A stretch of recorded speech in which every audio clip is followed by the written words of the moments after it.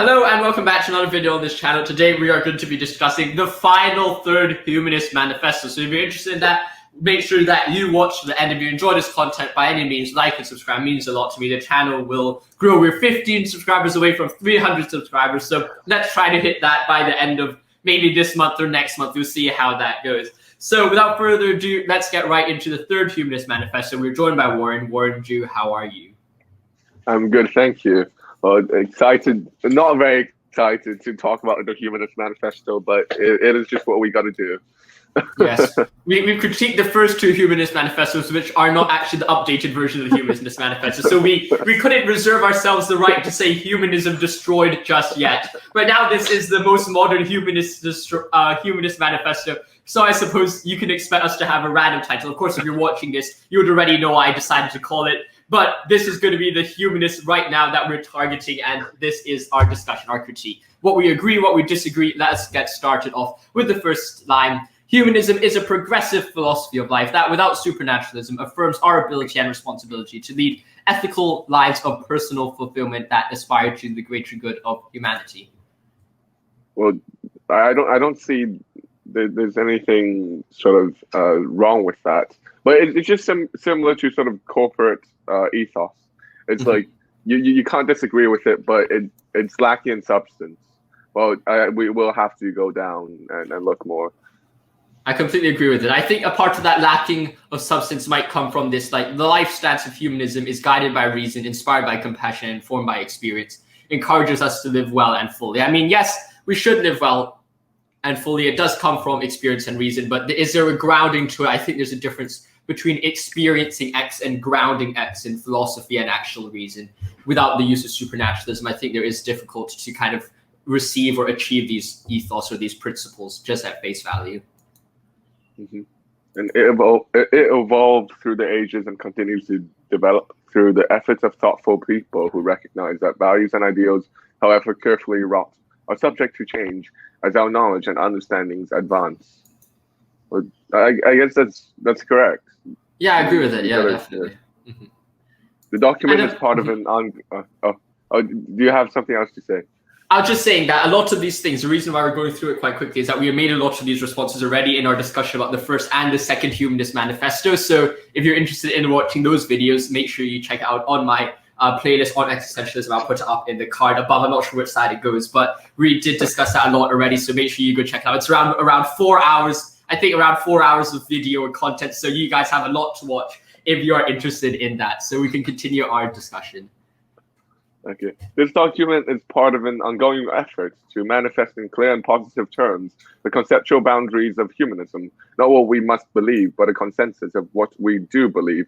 It is in this sense that we affirm the following. Okay. Knowledge of the world is derived by observation, experimentation, and rational analysis. Humanists find that science is the best method for determining this knowledge, as well as for solving problems and developing beneficial technologies. We also recognize the value of new departures in thought, the arts, and inner experience, each subject to analysis by critical intelligence. I find that there's I think it is interesting because I think this is fundamentally what we've been discussing previously as the empirical or the empiricist thesis that they have. It's like fully focused on science, fully focused on the physical world, which I think is an insufficient kind of way of knowing knowledge. I don't think that science, or at least science as used here, is kind of the what do you call it? They have science as physics, biology, and chemistry, or those domains of science. I don't think that's necessarily. It's not obvious that those three are the best method of determining knowledge, and I think there are other sources of knowledge that you can find. Though I definitely appreciate the fact that these are very important things. I think science is important. I think that we need to develop technology. I think the end goal of humanism is virtuous and is reasonable. It's just that sometimes the way they get to that is a bit problematic, I suppose. Even what I've been thinking recently is that, well, scientists, to do their work, they must necessarily adopt no values and try to approach everything in an objective stance.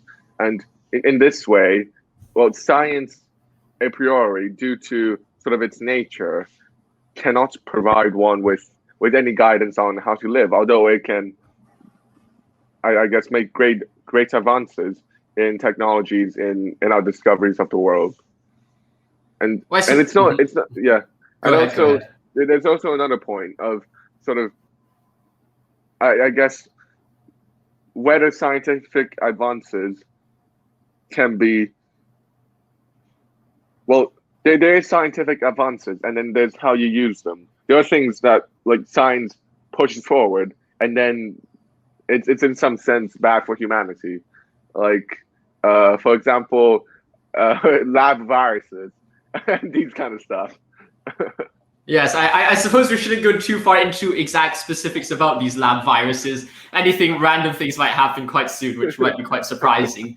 But I completely agree with you there. I think there is kind of like some limit to science, or at least I agree with you with the idea that for science it's talking about the conclusions from a methodology without discussing about which methodology itself. And I think the methodology is kind of like the meta ethics to the ethics, and the methodology is kind of like the meta side to the science, which cannot fundamentally by nature analytically cannot be defined or developed by science itself. So I think that while this does have its values, there are definitely problems with kind of like its kind of grounding or its kind of founding principles. And the next part is humans are an integral part of nature, the result of unguided evolutionary change. Humanists recognize nature as self-existing. We must accept our lives as all and enough, distinguishing things as they are from things as we might imagine or wish them to be. We welcome the challenges of the future and are drawn to and undaunted by yet to be known. Well, I guess from first you can make a sort of Foucauldian critique here is that the concept of nature is defined by man and it's sort of limited by culture, and it's not exactly clear what nature exactly is, just purely based on science.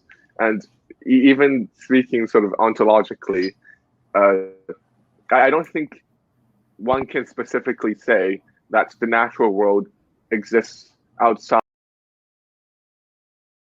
sort of a pure idealist point, but in that things do not really have their existence without us being there to observe them. It's like my computer doesn't have the existence of a computer unless I take it to be a computer as a whole, or else it is just an amalgamation of atoms randomly moving in a strange way. I think that's a very interesting thing, because it seems that perhaps some humanists would kind of agree with you. I mean, I think there is the idea that, well, maybe humans are fundamentally especially if you take the Feuerbackian idea of the divinity of man, maybe humans are the judge or the standard upon which things are experienced or things are known, and that things without humans, they lose their, well, I wouldn't say ontological perhaps, but their axiological, their meaning, or their mereology. It's like, well, what exactly makes a computer or a house different from a mountain, or what makes that different from its fundamental particles which develop it? I completely agree with you, and I think you say it very well. It's like, unless you have an external kind of rational mind which can focus on it, you can't figure out what exactly it is, or what it actually is, its like property, or what it is as a composite. And then of course the problem rises as well, then is this kind of feature which kind of differentiates between the different forms of existence, the different forms of objects, of objects or composites. Is this mind or is this process a part of nature, or is it part of the supernatural? And I think there definitely is a question there as well. Yeah. So I guess that's the distinct feature of consciousness, to be able to, as you say, give meaning. But I would want to go further than that, or to explain it in a different way, of to give existence to things. And I think it's not far from your conception, because in the phenomenological tradition, there's this idea of things exist first and foremost as meaning, and they only have their existence as meaning to us. So I guess that's maybe one way that one can ground the human dignity from the phenomenologists. No, not from the humanists. I think I agree with that. But then I guess one of the curious things is the result of unguided evolutionary change. I'm wondering whether unguided evolutionary change would provide kind of the understanding about humans which they are kind of wanting to develop here, especially if we kind of look down to the second one. Ethical values are derived from human needs and interests as tested by experience. humanist ground values in human welfare shaped by human circumstances, interests, and concerns extended to the global ecosystem and beyond. We are committed to treating each person as having inherent worth and dignity, and to make informed choices in the context of freedom consonant with responsibility. I'm wondering, first of all, whether this could be a result of unguided evolutionary change, whether you can find that inherent worth and dignity, and second of all, whether this is actually an explicitly obvious thing by experience. Do we experience that people have inherent worth or dignity, or are we first taught that people have inherent worth and dignity and then know that they have inherent worth and dignity kind of by knowledge instead of experience? Mm-hmm. What do you think? What do you think is sort of human nature? Is it fundamentally good? Do we fundamentally recognize each other's sovereignty? Or in contrast, is sort of the state of nature like brutish and short, and without sort of culture, we're just gonna kill each other for the gain of self? Well, I think human people are intrinsically, well, I think humans have the knowledge of good and evil. Whether they know how to act upon it is a very different thing. And then, of course, this goes back to the idea of Feuerbach's infinite consciousness. And a good friend of mine called Doc Bad, though I think he changed his name to 68 Whiskey on YouTube. He has a bit of a channel, so you can go check it out. It says some really interesting stuff there. He essentially was asking about what is the nature of the consciousness of the infinite consciousness. And that's kind of the idea where I think we start off of when we were discussing a new existentialist theory. I'll put a link to that up above. It's essentially the idea that man fundamentally knows what he needs to know about the world. He can look at himself and figure out the values which are most important to him. Of course, there's a question about how you apply that. And I think that people do misapply said values to the world. They perhaps, for example, a Hitler might not have fully realized or fully understood himself, was not fully self-aware about that infinite consciousness, about that moral understanding, and as a result led to horrible kind of implications. Though I do think we start off with this infinite consciousness, and the only question is well, where does this infinite consciousness come from? Feuerbach, the humanist, would perhaps say the infinite consciousness comes from man himself intrinsically, as a result of perhaps unguided evolutionary change, whereas a Christian would then say that infinite consciousness was given by God to man in the Imago Dei. Okay. Well, this actually reminds me of a Hegelian sort of development that I've been reading recently. I've been sort of digging through the phenomenology, like page by page, 4 hours a day, and I get like 15 pages a day from 4 hours. It's so painful. But then, so I think this will relate because Feuerbach is essentially a Hegelian too. Well, Hegel had the idea of you have pure duty, right? So it's sort of pure duty as what I have to do. I think it may correspond to the infinite consciousness. But then he critiqued pure duty as pure duty, saying that pure duty is not enough, just knowing, oh, okay, this is what I got to do. This is good. It's not enough. But instead, you have to apply pure duty into the actual world. But then there's a problem with this. When you try to apply pure duty into the actual world, you realize that pure duty splits into infinitely many duties because the actual world is very complex, and then duty actually conflict. For example, maybe my duty as a student conflicts with my duty as a good son, because if I spend time with my family, maybe I won't spend as much time reading. And it is in this that sort of consciousness goes into cul-de-sac. I'm just wondering how do you think the infinite consciousness proposed by Feuerbach may solve this kind of Hegelian critique? Well, I think, and we have to understand that I don't actually agree with Feuerbach in a lot of things. The only thing I agree with Feuerbach is kind of the infinite consciousness which exists, and he then says, well, we reflect that infinite consciousness into the world, and we view the infinite consciousness as God, as something separate from us, even though it's a reflection of ourselves, kind of like a mirror. And then God then provides objective moral duties for ourselves. That's what Feuerbach says. Though then you do have the problem with the kind of idea that it fundamentally is yourself providing objective moral feelings about yourself. I think that is quite an insufficient statement, or at least it's not a sufficient grounding by saying, well, the only way you get an objective duty or objective moral commands is by reflecting your infinite consciousness out to the world and then finding it within yourself then to have your reflection order you to do something. Whereas I think that the Christian hypothesis or the theistic hypothesis, you can combine that infinite consciousness with telos. And then if you look at it from a teleological reasoning, you can have the end of life as the moral domain is that most matches, or the moral domain occurs, or you reach that moral sublimity when the physical actions or your external actions match up with your infinite consciousness. And I think they say this in the Bible, where they say the righteous man lives by faith, and the person who does not live by faith is in sin. That faith is acting out the pure consciousness. You know what's good and evil within you. If you're able to realize it, that is your moral obligation. That's acting by faith, is to act out that infinite consciousness. Okay. So wait, sorry. There's a bug that's flying around me. Well, I'm just wondering, sort of. Again, I think that there's a sort of powerful critique here of the notion of God from the Hegelian point of view. That may sort of help the humanist a bit, in that, well, you have your God, right?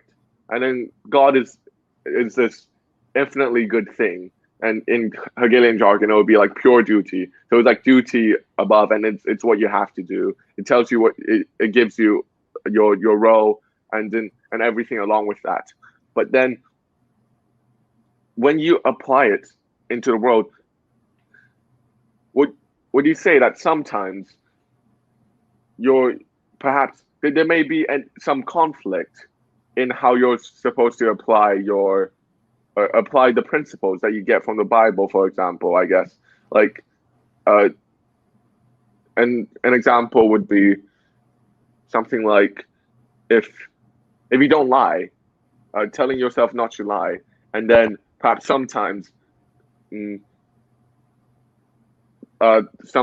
by lying you can get a greater good for your friends or for your neighbors, then how do you choose that? And how do you reconcile sort of this level of contradiction on the level of actuality with the coherent infinite consciousness above, manifest as God? Well, I think what we see here is perhaps the idea that there are both good options. I think Sartre gives a story where he says, well, there's this soldier who goes to war and he fights. I think it's Sartre. I'm not sure if it is him. Like, it's with Camus. I think maybe, yes. Yeah. And then he goes to war, and then he has a duty to his mother, to care after his mother, or care after his, or go fight against a Nazi invasion. And then you have two morally significant acts, but do you make the difference on the life of one, or do you make the significance on the life of all? And I think in that circumstance, you'll say, well, they're both morally good, and you have the free choice to choose which one you think is more necessary and more applicable to that situation. For example, if you're going to war, how many soldiers are there? If the army is over-conscripted, then, well, probably the better choice you use is to go to with your mother. But at the same time, even if you chose to go to the army, that wouldn't be a morally incorrect action. That would be a morally good action, but it's just one of a choice amongst many. It's perhaps less so a contradiction, in the sense that you could only choose one or the other. It's more like both are valuable, and both are good choices.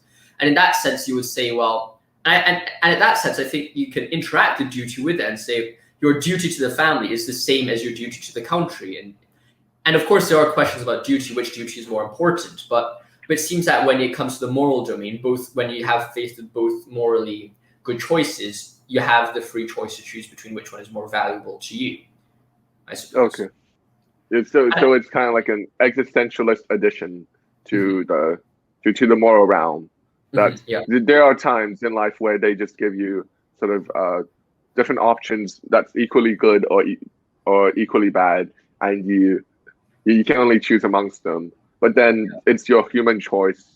How do you correspond that to sort of God? Why would there a conflict in sort of goodness if God is this ultimate good and there's this hierarchy?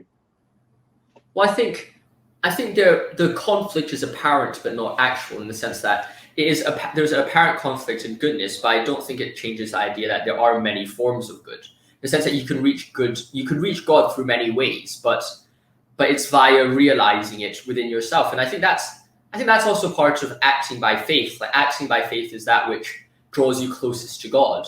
And in the same way, it's by choosing what is ultimately I suppose what is evident to you, and that's why people say prayer is important. It's like what becomes most evident to you via meditation, because prayer is ultimately a lot of times a meditation upon your inner nature. And if you have that prayer, you have that meditation, you'll in some sense sometimes, I'm not saying all the time, but you sometimes get a direction to go to, and you follow that. You follow that prayer, you follow that faith, and you'll get closer to God. Even though you have two morally good choices, you kind of choose the one which is most resounding to you. Of course, that seems like a subjective kind of view to morality, but at the same time, I think that it is less so subjective in the sense of what is right or wrong in this, but more so subjective in the sense is it is best to you in that time. So it's not about the intrinsic property. It's kind of like choosing dinner. Do you choose to go or choosing a diet? Do you go intermittent fasting or do you go keto? It's like it's not necessarily a morally or any deficient choice. It's more like what is most applicable to you at the time, I suppose. It's not an internal conflict. Yeah, I think that's a good way to. So it's sort of combining your individual circumstance with the larger moral choice, and even though perhaps the larger moral choice is equally good, maybe it's not in conflict necessarily, but just equally good, and you by yourself and through thinking, through contemplation, and maybe this is why we have to read sort of philosophy and try to write and think on ourselves in order to sort of I guess I try to untangle these kind of moral mess that we're always in, and get to and sort of resolutely affirm one of them as our option. Yeah, I think that definitely works. And I think tying it back to the Humanist Manifesto, I just got rid of the Humanist Manifesto, but now it has returned.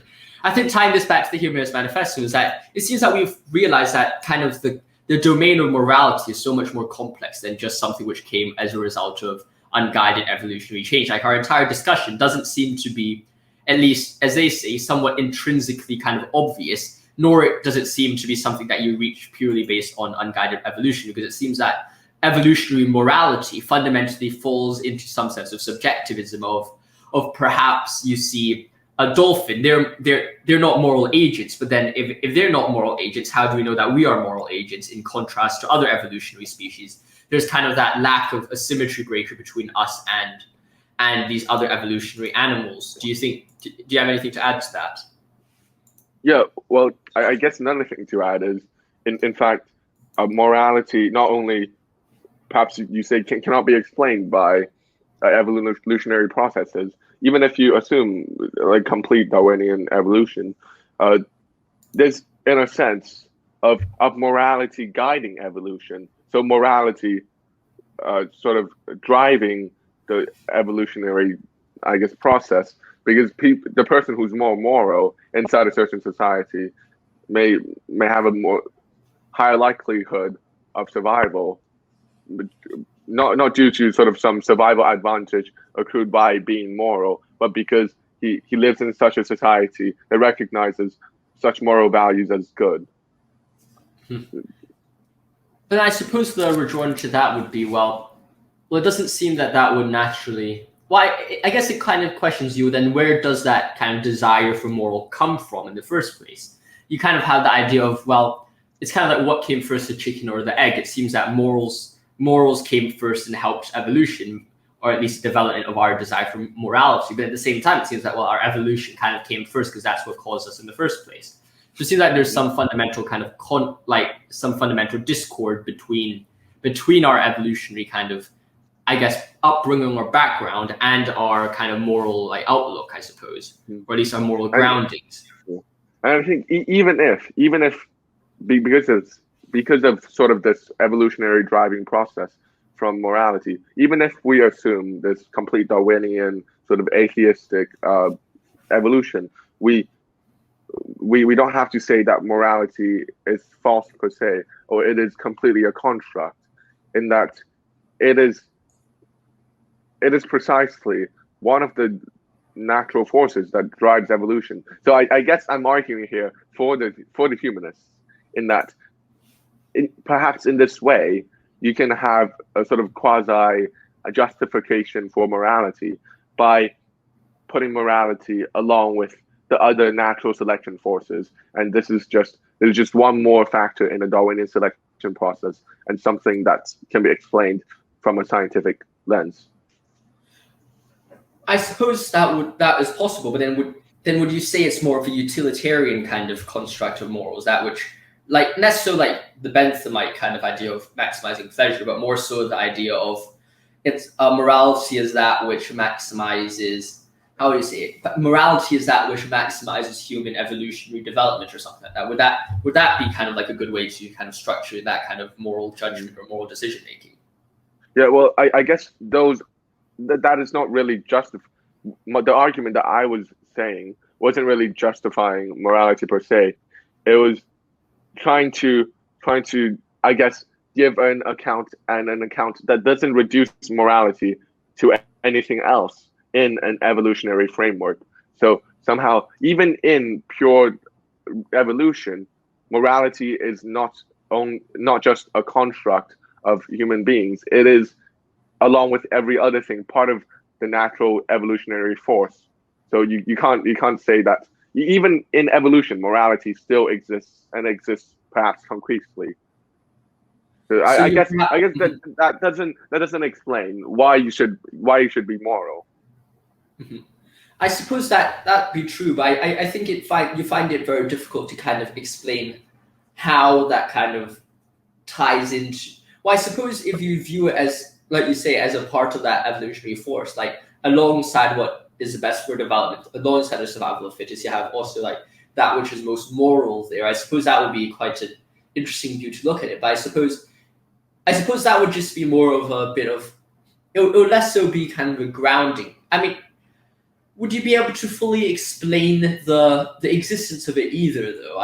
It seems to verge on the realm of somewhat Platonic, some sense of realism idea, or at least some Platonic idea that it is a inherent kind of feature of the functioning of the world, like kind of part of the methodology of evolution, that it is somewhat more moral, less so of morals as a subconstruct or a result of that evolution, but more as like morality as part of that evolutionary process. But yeah, there's perhaps you can argue that, and especially maybe I guess that's perhaps has already some grounding in animals. But as long as you have the higher intelligence organisms such as humans, then morality instantly becomes real, sort of realer than nature.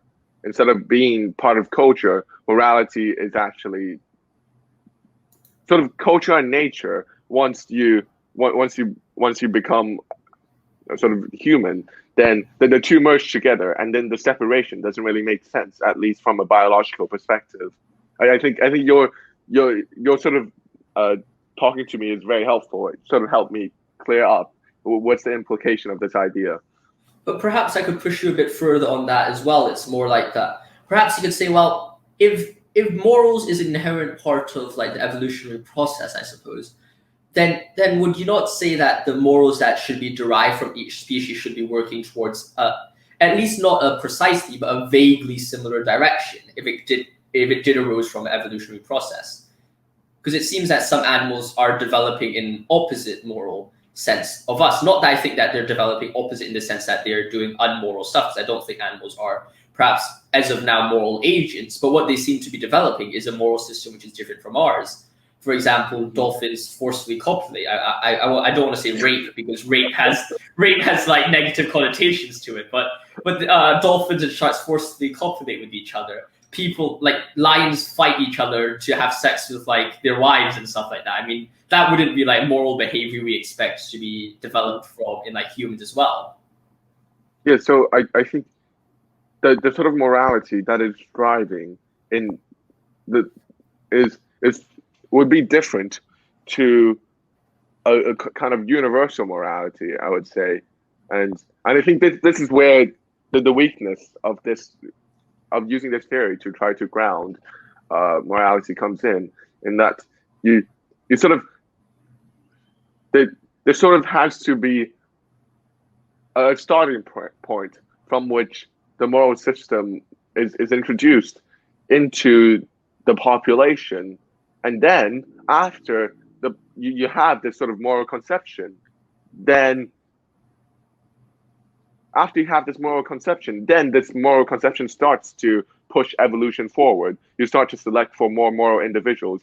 But then, unless you're willing to accept that morality just emerges contingently, but then after they emerge contingently, they stop, become a force of their own and become real in some sense, then you have to accept that there's some other mechanism from which morality is construed. And only when you assume this other mechanism can morality be something that's not completely contingent, at least at its birth. I suppose that's a very interesting way of looking at things. But I guess you could also, I think it also kind of faces kind of the same thing what you're getting at, kind of the contingent expression of this, the contingent expression of morality in evolution. Perhaps it's quite similar to kind of Feuerbach's idea of contingent expression or realization of the infinite consciousness. And then I think in both situations, what we do see is, well, we have to ask ourselves, where exactly does this come from? Because if we were to stick with kind of the traditional maxim that out of nothing, nothing comes, or at least everything has a sufficient explanation, and it's not like a tiny thing leads to an absolute massive, unrelated kind of consequence. You do have to ask a question of, where does this infinite consciousness come from? Where does this morality arise from? It seems to me, at least, pointing towards a somewhat theistic understanding of the universe, at least. Or at least not theistic in the Abrahamic religion. I don't think that's necessary, but at least some sense of infinite or some sense of morally good agent behind the universe, or at least its substructure, or at least its structure, I suppose. Mm-hmm. And that's kind of the question. Mm-hmm. Go ahead. Or could he even say that? I'm not sure how you could work out the logic, but it just occurred to me that once you have morality, there's perhaps an intelligibility to the universe, or a sort of different relationship to the entire cosmos, from which a theistic conception naturally grows out. What sense would that work, though? Because, I mean, I suppose there's this, I think what we kind of fundamentally see here is, well, it's kind of this ultimate kind of barrier between, well, did God create the infinite consciousness and this kind of theory of morality, or did this morality create God? Because God is almost what is identical to this kind of morality, or identical to this infinite consciousness. So then, well, where exactly did it come from? And I think the only way you can, I think, symmetry break it, or at least say that, well, the hypothesis that God gave it is more likely, is just the fact that, well, if it didn't come from God, it doesn't seem explicitly obvious to me where else it could have come from. Because it seems that unguided evolution is by nature starts from finite particles or finite concepts to tending or converging or moving towards infinity. But then, of course, with like convergent graphs and stuff like that, it never gets to infinity. You don't get somewhere. You add so much and you suddenly get infinity. It's more like you either have infinity at the start or you don't get to infinity at all. So there's that kind of idea of like evolution not directly leading to this kind of moral construct, I suppose. Okay. Oh, so your argument would be something like this leap towards morality is not just a quantitative one; it's a qualitative one, and it cannot occur just through plain evolution. But there has to be something else within that that imbues human beings with. I guess this is an interesting discussion, but perhaps we'll just go back to the Humanist manifesto, and we can talk about it later. Yes, I suppose we could make this into two videos. I have one video, which is the entire video of this put together, saying humanism destroyed, and the other one is a discussion on naturalistic versus theistic morality. And then we just made two videos with one. But we'll see how it goes. I think it does. I think it fundamentally applies back to the things in some sense, in the sense that, well, there is some lack of grounding, or at least there's some lack of explanation with morals, or there are questions about this kind of evolutionary backing to morals, which leads to some questions being unanswered. But I think we've also kind of discussed about life's fulfillment emerges from individual participation in the service of human ideals. We aim for the fullest possible development and animate our lives with a deep sense of purpose, finding wonder and awe in the joys and beauties of human existence, as challenges and tragedies, and even in the inevitability and finality of death. humanists rely on the rich heritage of human culture and the life science of humanism to provide comfort in times of want and encouragement in the times of plenty. I think we've kind of discussed that already previously, I suppose, to some extent. And you could probably go check that out in our previous videos. Though I think you might want to say a bit more. We can add just like kind of like a short note here as well. Sure, I think there's not much to add. I think it can even be coupled with our previous discussion in the sense that you're in the service of humane ideals. If you just take it from a purely evolutionary standpoint, and this doesn't exclude the existence of God, there is, in a sense, that we naturally have the drive to strive towards the moral ideal, because it's almost an evolutionary part of us to be a moral individual in some sense. I agree with you, and I think that fundamentally it fundamentally ties into our humanist and Feuerbachian discussion whether this humane ideals comes from the infinite consciousness and where exactly is that infinite consciousness grounded in. I think there is fundamentally the problems that we've discussed previously. So let's turn to the second last one, the penultimate one. Humans are social by nature and find meaning in relationships. Humanists long for and strive towards a world of mutual care and concern, free of cruelty and its consequences, where differences are resolved cooperatively without resorting to violence. The joining of individuality with interdependence enriches our lives and encourages us to enrich the lives of others and inspires hope of attaining peace, justice, and opportunity for all. Do you not realize that this is kind of the equity point that we're discussing, but that they've kind of removed equity probably after realizing how bad the communist or socialistic ideal that they were divining previously was. I think I fundamentally agree with this. I think it's generally a good thing that we're moving towards a perhaps a more open, less cruel, kind of a more helping society. I think that's a very good kind of goal to achieve. What's your thoughts on it? Yeah, I don't see anything wrong with this. I guess we can just jump to the last point. Working to benefit society maximizes individual happiness. Progressive cultures have worked to free humanity from the brutalities of mere survival and to reduce suffering, improve society, and develop global community. We seek to minimize the inequalities of circumstance. It's inequities. We forgot to read this. It's inequities, no? Yeah. Equities. We didn't fully escape the equity discussion, I suppose.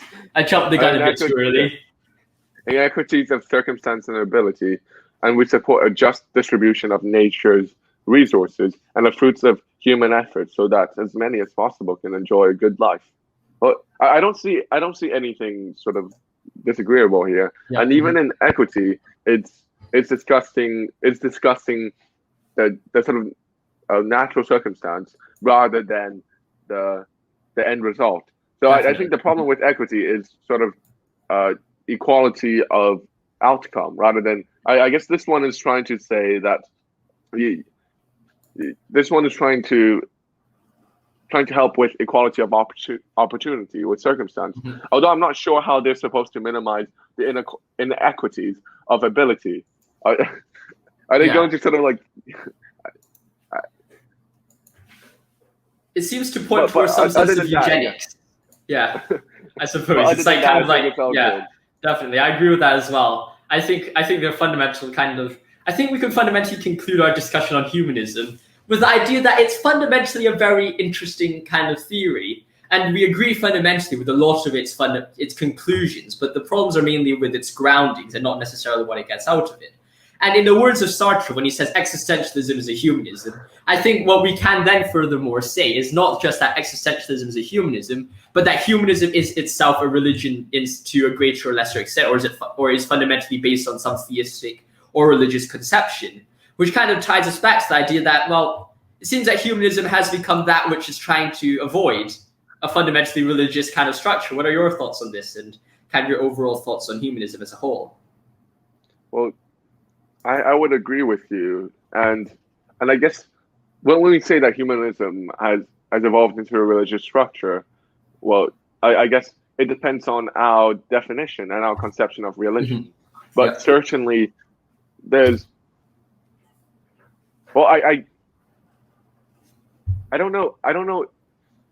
So another thing that I've been working out recently is there's religion on one side, and then there's ideology on the other hand, where ideology. I don't know how to separate the two, but there's in some sense where religion has a fuller conception of human life, of morality, of your duty on the world, and of a view of the world as a whole, compared to ideology, which is a sort of viewing the entire world from a single lens, and something that's much more banal, uninteresting, and even totalitarian in some sense. But I'm wondering what your thoughts are on this distinction I'm making. Where do you think it holds, and how would you distinguish between ideology and religion? I think you're definitely pointing to a very good point. I think perhaps the way to look at it is fundamentally the idea that religion is a worldview. It's a way to look at reality, whereas ideology is more of an applicable, it's more of a methodology, not as a worldview, but as kind of a system that you're trying to get.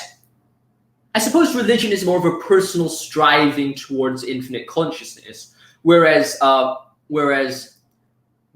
an ideology is a communal striving towards a certain ideal that is placed upon something else. And of course, that could be the infinite consciousness as well. But I think the fundamental distinction there is kind of like, do we go for the individual, which is religion, or do we go for the communal, or the kind of the species or the special? I'm not even sure if that's a word, but a development towards a certain kind of conclusion. I think that's perhaps the difference between the religion and the what do you call it, the ideology. So though of course you could say, well, religions like Christianity seem to be quite communal in nature, but then the response to that would be, well, they're communal in the sense that they're working towards something together, but they're fundamentally a realization of a very internal kind of understanding and knowledge, in the same sense that the Bible, although it has a few like objective axioms which applies to everyone, also has a somewhat kind of internal discussion about morality, like the faith discussion I gave earlier. It's the righteous will live by faith, and faith is that which is an expression of the infinite consciousness. So I think that there's more of an individual aspect to religion and a personal as well. I think your distinction, you made it much better than me. That sort of religion, if we have a hierarchy, maybe religion is higher than ideology, and its difference is exactly that religion would treat an individual as an individual, whereas ideology is sort of one size fits all, or if you doesn't fit, sort of shape you into fitting into the ideology, and there's also the danger then of religion sort of descending into ideology from time to time, and then the individual's job would be something like turning ideology back to religion. Mm-hmm. Yeah. And I think there's also a sense in which this kind of distinction is lacking in modern discourse. In a sense, we would say, well, this thing is just pure religion, or this is like religious.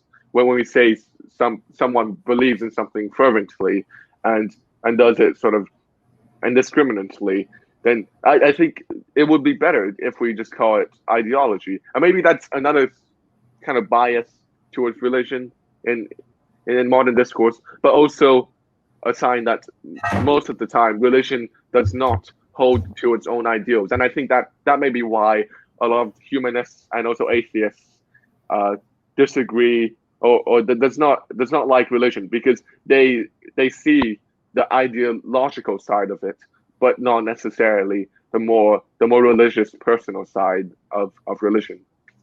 I think that's completely true, and I think that's a very good place to end our discussion on humanism. We, in the past few weeks, have gone over humanism and done it really the topic, done it to death, to be honest. We've gone through every single humanist manifesto, went through it line by line and critiqued it and also agreed with it to find out what is true and what is the essence of humanism. I suppose in response to Feuerbach's Essence of Christianity, we could almost write the essence of humanism to kind of as a bit of a rejoinder, and we'll see how that goes. We probably would have, if we just put the transcripts of this together, we'll get a book which is perhaps longer than, I don't know, Being in Time or something like that, and we'll get to some massive anthology. But But to end this off, it's always a pleasure to have you on here, Warren, on this channel. I really love to have these discussions with you. Of course, if you're interested in checking out both of our contents, make sure to check out Dostoevsky and Us and Thinker's Kitchen on podcasts. It's found on all the major podcasting platforms. Also, we can discuss let me know in the comments below what your thoughts are of humanism. If you're a humanist, let me know what you agree with or disagree with. We can have that discussion there as well. Like always, thank you for watching. Stay safe. If you've enjoyed this content and have watched till now, I mean, it's 45 minutes. If you've stayed this long, you probably like the content. Just make sure to like and subscribe. It really means a lot to me. We need 15 more subscribers to get to 300 subs, so I'm really happy about that. So stay safe. God bless. Goodbye. I'll see you in the next one, and thank you for watching.